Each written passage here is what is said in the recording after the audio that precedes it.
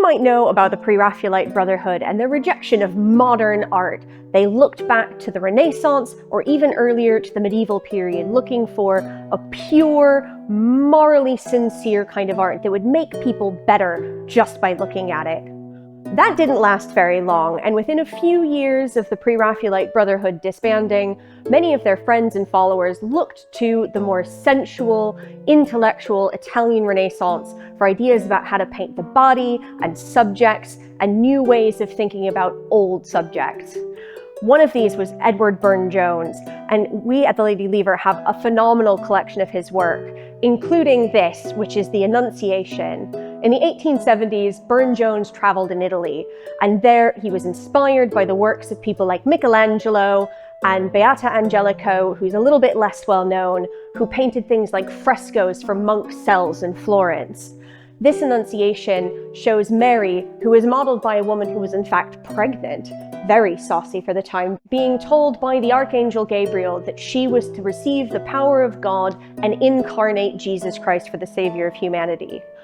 In a medieval painting, this might have had more of a collapsed viewpoint, but for Burne-Jones in the 1870s, he's looking towards the classical Italian Renaissance. You get the draperies that look like potentially real fabric. You have classical ruins and motifs in the background, and you have the angel floating above within the real space.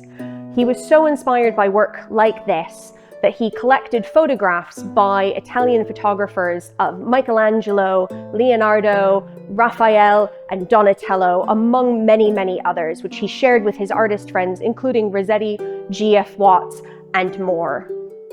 Burne-Jones' work, The Tree of Forgiveness, he exhibited an earlier watercolor version of this painting called Phyllis and Demophoön, which was met with utter scandal, because Phyllis, the woman, was shown as such a masculine figure. But this shows Burne-Jones's intense study of Michelangelo, and particularly late Michelangelo, in the Sistine ceiling and other frescoes. He was fascinated by the power of the human body that Michelangelo could capture. So both figures were modeled by men posing separately. It's not quite androgyny because she is still female and feminine. She has breasts, she has flowing hair, but that exaggerated musculature that she's showing, her six-pack, she never ever skips a day at the gym, does she? This shows the superhuman power of the body that Michelangelo was also fascinated by. And Burne-Jones didn't exhibit much, in part because the critics didn't really understand what he was going for. And he was a bit of a sensitive, soft boy. He didn't like the criticism, which I think we can all kind of understand. But then Lever collected works like this because he understood that they were powerful and they were meaningful. And this painting has become one of the most popular in our collection, in part because of this phenomenal beauty of both bodies. The last of our Burne-Jones, The Beguiling of Merlin, shows the witch or sorceress Nimue putting the famous Arthurian Merlin to sleep for nearly 1,000 years at the end of the Arthurian Age. And this is kind of a throwback to Pre-Raphaelite medievalism, but again with that interplay between modernity and the past, the Renaissance, the medieval period, and also the fact that Burne-Jones was working alongside other artists, including the young Evelyn de Morgan, or Evelyn Pickering, before she got married. Evelyn de Morgan went to Rome, and she spent time there learning sculpture and painting in the Italian Renaissance style. And the head of Nimue, with its crown of snakes, looks a bit like a Medusa that de Morgan made in bronze when she was only about 22, 23. And so this shows this relationship that these artists weren't working in a bubble. They were talking to each other, they were sharing ideas. Did de Morgan see this and take the idea from here? Or did Burne-Jones see de Morgan's head and model it off that? This play between the past and the present was something that not only artists were wrestling with, but politicians and poets, thinkers, writers, as they tried to find a way to reconcile or engage with the past and figure out what that said about their present.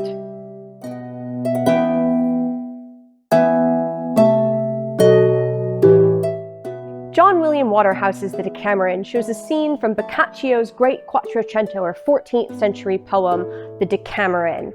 This was the story of a group of 7 beautiful, rich young people who in the middle of a great plague took to the hills outside Florence to while away the time and to tell each other racy stories.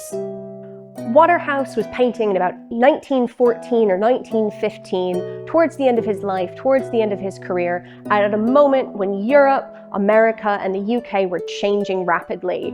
Women were agitating for the right to vote, people's powers were changing around Europe, global powers, colonialism was all happening, and this is a moment that Waterhouse looks back to a time that was, yes, a bit troubled in Florence, but provided a fantasy of when young, beautiful people could sit around and tell each other stories. The costumes, the jewelry in this painting capture this moment. During the pandemic, this painting took on a special relevance, as people did in the 21st century pull together and found meaning with their friends and their families through art and poetry, and they tried to make themselves feel safe and connected to the past, to the present, and the future through art and through this kind of connection. Now, you might think that this painting of Leonardo da Vinci was painted, in the 1600s or even earlier, because the costume is so accurate and it's such an interesting portrayal of real architecture and real people from the Italian Renaissance. But it was actually painted by Eleanor Fortescue-Brickdale in about 1920. She was one of the last artists to really cling to the Pre-Raphaelite style, the attention to detail, and the use of bright, bright colours like this.